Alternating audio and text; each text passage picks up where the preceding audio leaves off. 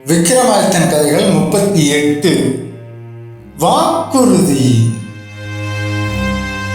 முன்கதை சுருக்கம். அடர்ந்த இருளில் பிணமரத்திலிருந்து வேதாளத்தை பிடித்து மீண்டும் தன் தோளில் சுமந்தபடி நடந்தான் விக்ரமாதித்தன்.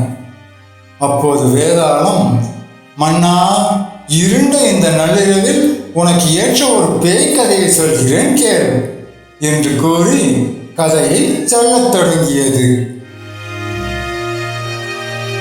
ஒரு ஊரின் எல்லையில் ஒரு பெரிய பாழடைந்த மாளிகை இருந்தது.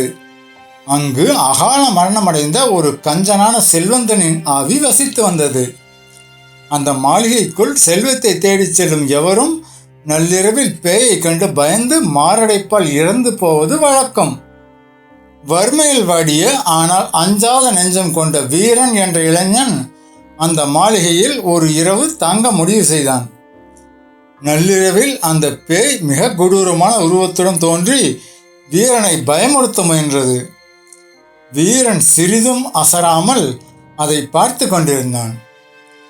அவனது தைரியத்தை கண்ட பேய் சாந்தமாகி, இளைஞனே, இந்த மாளிகைக்கு அடியில் என் பெரும் செல்வம் புதைந்துள்ளது.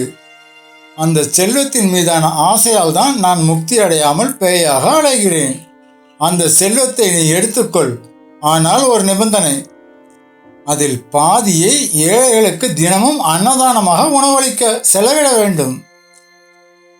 இதை செய்தால் எனக்கு முக்தி கிடைக்கும், மீறினால் உன்னை கொன்று விடுவேன் என்று கூறி மறைந்தது.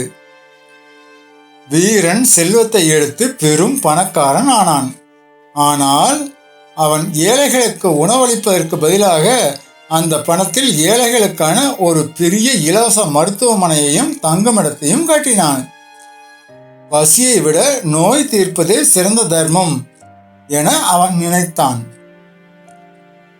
சில மாதங்கள் கழித்து முக்தி அடைய முடியாத அந்த பேய் மீண்டும் கோபத்துடன் வீரனிடம் வந்தது. நீ எனக்கு அளித்த வாக்குறுதியை மீறிவிட்டாய். ஏழைகளுக்கு உணவளிக்காமல் உன் இஷ்டப்படி வேறு தர்மங்களை செய்திருக்கிறாய். இப்போது உன்னை கொல்லப் போகிறேன் என்று மிரட்டியது. கதையை பாதியில் நிறுத்திய வேதாளம் விக்ரமாதித்தனை பார்த்து கேட்டது, மன்னா, நீ சொல். வீரன் ஏழைகளின் நன்மைக்காகத்தானே பணத்தை நல்ல வழியில் செலவழித்தான். அப்படி இருக்க அவன் வாக்குறுதியை மீறியதாக பேய் கவப்படுவது நியாயமா? இதற்கான விடை தெரிந்திருந்தும் நீ கூறாவிட்டால் உன் தலை சொக்கு நூறாக வெடிக்கும் என்று கூறி சிரித்தது வேதாளம். விக்ரமாதித்தன் சற்றும் தயங்காமல் தெளிவாக பதிலளித்தான். பேய் கோபப்படுவது முற்றிலும் நியாயமே. வீரன் செய்தது சிறந்த தர்மமாகவே இருந்தாலும் அவன் பேய்க்கு அளித்த வாக்குறுதியை அப்பட்டமாக மீறிவிட்டான். இறந்து போனவர்களுக்கோ அல்லது ஆவிகளுக்கோ அளிக்கும் வாக்குறுதியை அவர்கள் எந்த நிபந்தனையோடு கேட்டார்களோ அதே வழியில் தான் நிறைவேற்ற வேண்டும். அன்னதானம் என்பது பசியை போக்கும் உடனடி தேவை. அதை விட்டுவிட்டு தன் புத்திக்கு சரி என்று பட்டதை செய்வது ஒருபோதும் கொடுத்த வாக்கை நிறைவேற்றியதாகாது. எனவே பேயின் கோபம் அறத்தின்படி சரியானது. சரியான விடை மன்னா. ஆவிகளின் உலக விதியை சரியாக கணித்து விட்டாய்.